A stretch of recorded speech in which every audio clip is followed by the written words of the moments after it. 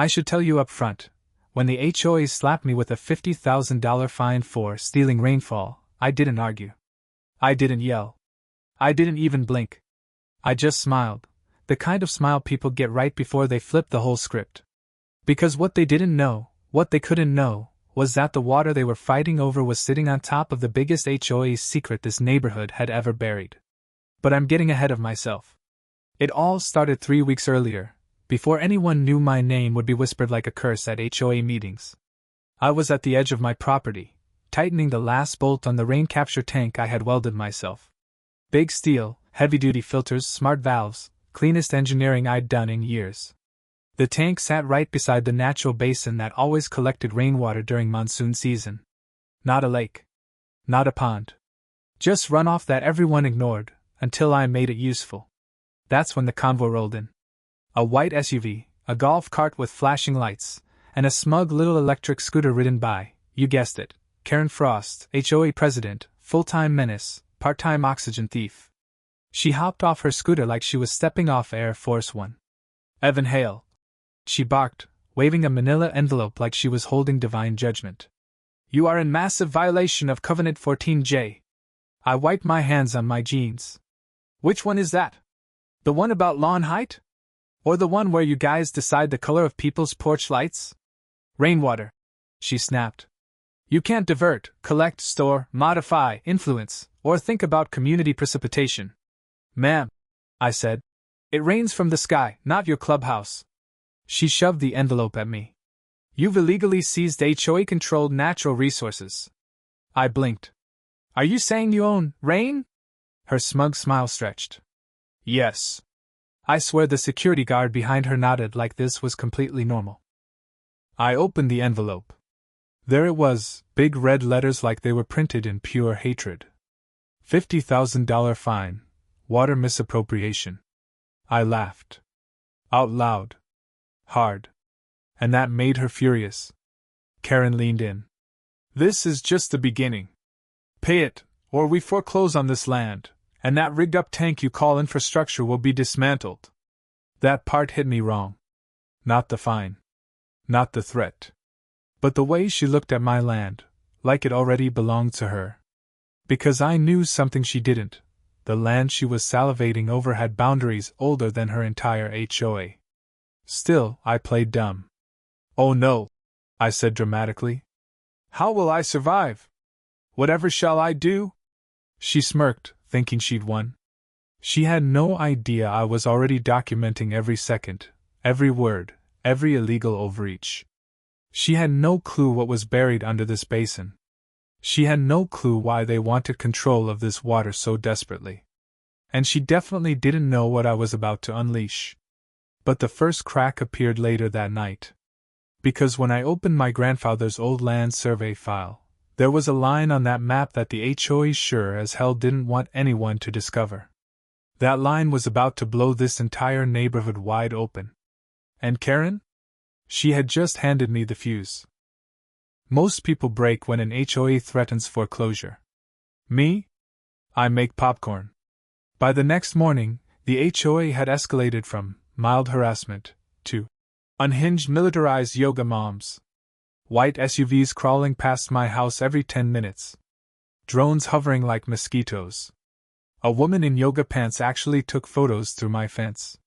But I wasn't angry. I was busy.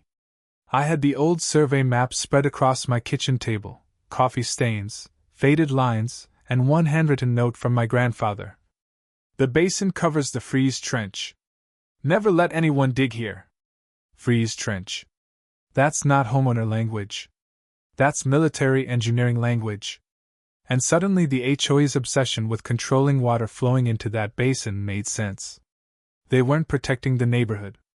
They were trying to hide something beneath it. But I couldn't expose anything yet. Not without proof.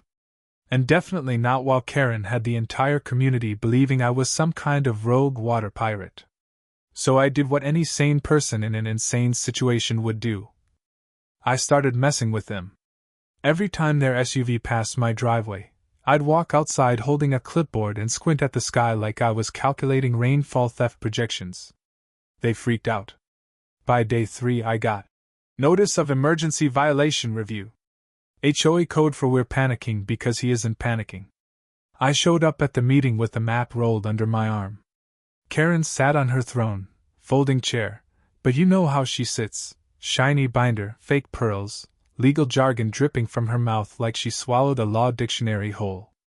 Mr. Hale, she said, you have committed water manipulation, unauthorized resource collection, and potential hydrological theft. Hydrological theft? I repeated. What am I stealing, clouds? People giggled. Karen glared. Then I casually set the old county survey map on the table. That wiped the smile off her face. This, she hissed, is obsolete. I shrugged. Funny, because the county clerk says this is the only legally recorded boundary for this property. Gasps. A few people leaned in. Time for the drop-off punchline. I tapped the map. Your HOA boundary ends right here. 50 feet before my basin. Which means your $50,000 fine can go soak itself. Someone actually snorted. Karen snapped. The HOA owned that land for decades. Wrong, I said.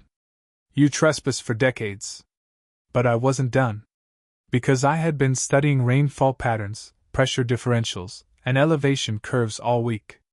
The basin fed into a natural spillway I had reinforced years ago. The HOA had no jurisdiction over it. And messing with it, like they had been doing behind my back, was a violation of state law. I leaned in. Karen, you ever wonder why this basin never floods your precious clubhouse? She froze. Because my grandfather built a trench system under it that regulates overflow. And your HOA has been trying to tap into it illegally. Silence. Then panic. Then shouting. Karen slammed her binder closed and screamed. This meeting is adjourned. She stormed off. Which meant one thing. I had hit the truth. Hard. And I wasn't done hitting. Because the freeze trench under my basin wasn't just old infrastructure. It was a time bomb. And the HOA was standing on top of it. When someone pushes you hard enough, you eventually push back. When the HOA pushes you, you blow the doors off their entire operation. The morning after the meltdown meeting, Karen posted a notice on my door. HOA emergency access required for rain basin inspection. Translation.